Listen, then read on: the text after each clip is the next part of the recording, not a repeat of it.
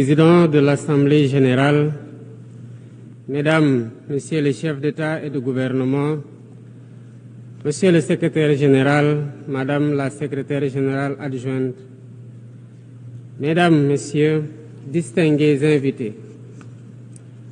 Avant tout propos, je voudrais saisir cette tribune pour saluer à nouveau la mémoire de mon compatriote, Amadou Makhtar Mbow, qui vient de nous quitter. Ancien directeur général de l'UNESCO de 1974 à 1987, il fut un homme d'État émérite et un fervent acteur panafricain de la lutte pour les indépendances. Je félicite M. Philomène Yang pour son élection à la présidence de cette Assemblée générale des Nations unies, ainsi que son prédécesseur, pour sa contribution à la mise en œuvre de notre agenda commun. À travers vous, je formule mes vœux de succès dans la conduite de nos travaux. Je salue également l'engagement constant du secrétaire général Antonio Guterres, dont les efforts pour promouvoir la paix, la dignité humaine et le multilatéralisme sont plus que jamais nécessaires. Le Sénégal renouvelle son plein soutien à sa mission en ces temps de turbulence mondiale. En prenant la parole aujourd'hui, je suis habité d'une conviction profonde: l'unité dans la diversité est la clé pour garantir le développement durable et la dignité humaine pour tous, partout dans le monde. Ce thème de la présente session, qui guide nos discussions, nous invite à repenser nos responsabilités collectives et à nous assurer que les principes fondamentaux des Nations unies, définis il y a près de 8 décennies, continuent de porter la promesse d'un monde plus juste et plus équitable. Mesdames, Messieurs, nous vivons dans un monde troublé, où les principes de la Charte des Nations unies, qui prônent l'égalité, la justice et le respect des droits humains, sont chaque jour mis en mal. Les conflits s'étendent, les inégalités se creusent et les crises climatiques aggravent la vulnérabilité de millions de personnes à travers le monde.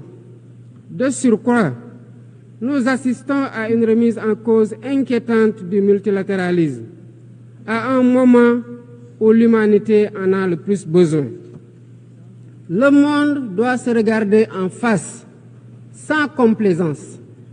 Les valeurs que nous avons juré de défendre sont piétinées dans plusieurs régions du globe.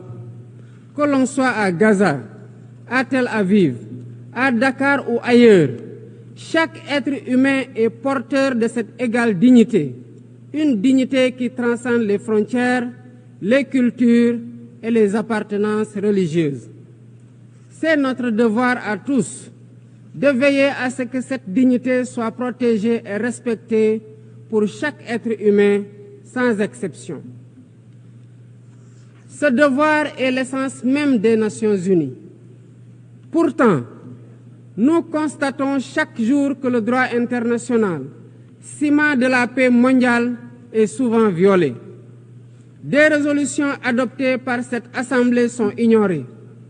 En tolérant ces violences répétées, nous foulons aux pieds les principes de la Charte des Nations unies et sapons les fondements même de cette maison de la paix. Jamais les fondements des Nations unies n'ont autant vacillé qu'en ces temps de violence et de peur et d'incertitude. Si nous voulons éloigner le spectre de la guerre et œuvrer à l'avènement d'un monde meilleur, alors il est temps de changer les paradigmes. Il est temps de remettre l'humain au centre de l'agenda international, comme nous y invite le thème de cette session. Monsieur le Président, Mesdames, Messieurs, nous ne voulons plus fermer les yeux sur la tragédie qui se déroule dans le Sahel. Des groupes terroristes sèment la terreur, pillent, tuent les populations civiles innocentes.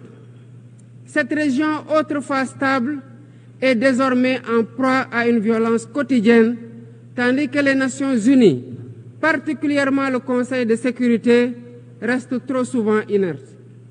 De même, nous ne pouvons pas accepter que le Sahel devienne le théâtre de rivalités de puissances étrangères dont les affrontements ne font qu'aggraver la déstabilisation de la région.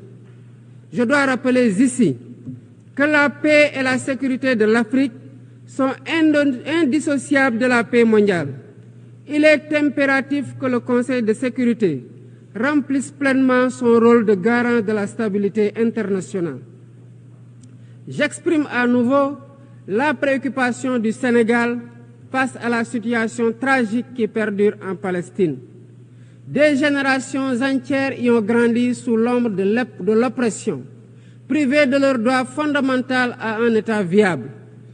Le Sénégal, en tant que président du Comité pour l'exercice des droits inaliénables du peuple palestinien, appelle à un cessez-le-feu immédiat et durable. Nous réitérons notre soutien à la solution des deux États, avec Jérusalem-Est comme capitale de la Palestine, conformément aux résolutions pertinentes des Nations Unies. Cette guerre qui n'épargne ni femmes, ni enfants, ni infrastructures vitales est une plaie ouverte sur la conscience internationale. Il est impératif que le droit international humanitaire soit rétabli dans toutes les zones de conflit et que les Nations Unies jouent pleinement leur rôle de médiateur et de garant de la paix. Mesdames et messieurs, la paix n'est pas seulement l'absence de guerre. La paix, c'est aussi la possibilité pour chaque être humain de vivre dans la dignité, de se nourrir, de se loger, de s'éduquer et de recevoir des soins. Or, aujourd'hui, plus de 750 millions de personnes ne mangent pas à leur faim et des millions basculent chaque jour dans l'extrême pauvreté. Ces chiffres éloignent de plus en plus le monde des objectifs de développement durable fixés pour 2030. Nous ne pouvons plus accepter que les mécanismes de gouvernance mondiale continuent de reproduire ces inégalités. Il est alors temps de rompre avec la logique du chacun pour soi et de bâtir un nouveau contrat social global fondé sur la solidarité et la coopération. Ce contrat doit inclure des réformes majeures pour s'attaquer aux défis politiques, économiques, environnementaux de notre époque. Premièrement, il est impératif de sauvegarder et de renforcer le multilatéralisme comme cadre unique d'action pour la paix et la sécurité internationale. Cela passe par une réforme urgente des institutions mondiales, notamment le Conseil de sécurité, le FMI, la Banque mondiale, afin qu'elles soient plus inclusives et qu'elles reflètent les réalités géopolitiques et économiques actuelles.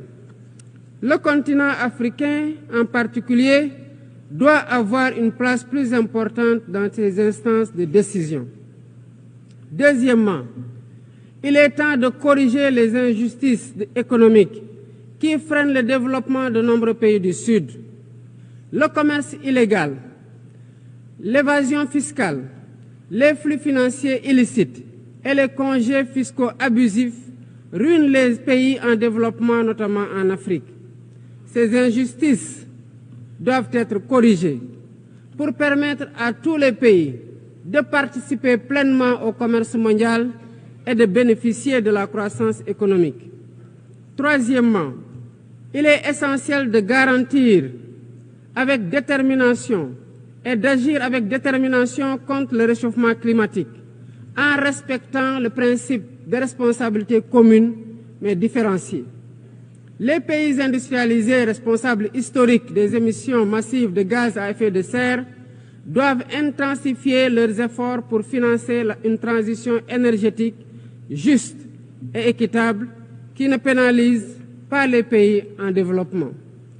Nous devons impérativement protéger notre planète sans sacrifier les droits des nations les plus vulnérables à poursuivre leur développement. Quatrièmement, il est nécessaire de rompre avec toute tentative d'imposer des normes civilisationnelles unilatérales. Depuis son indépendance, le Sénégal a toujours défendu l'égale dignité des cultures et des civilisations.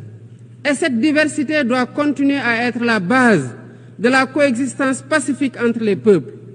Aucune nation ne devrait imposer aux autres ses pratiques ou ses valeurs comme normes universelles.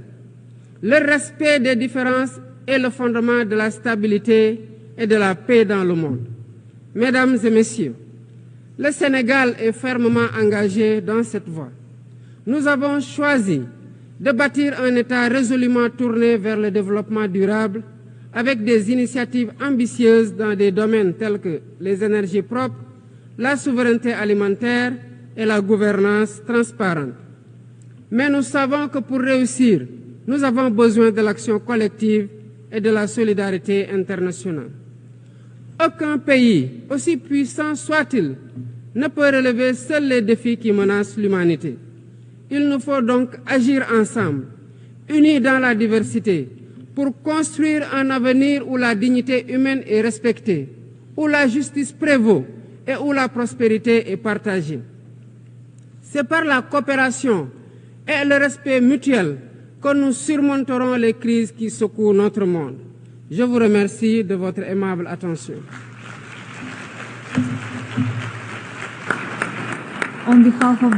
Au nom de l'Assemblée, je remercie le président de la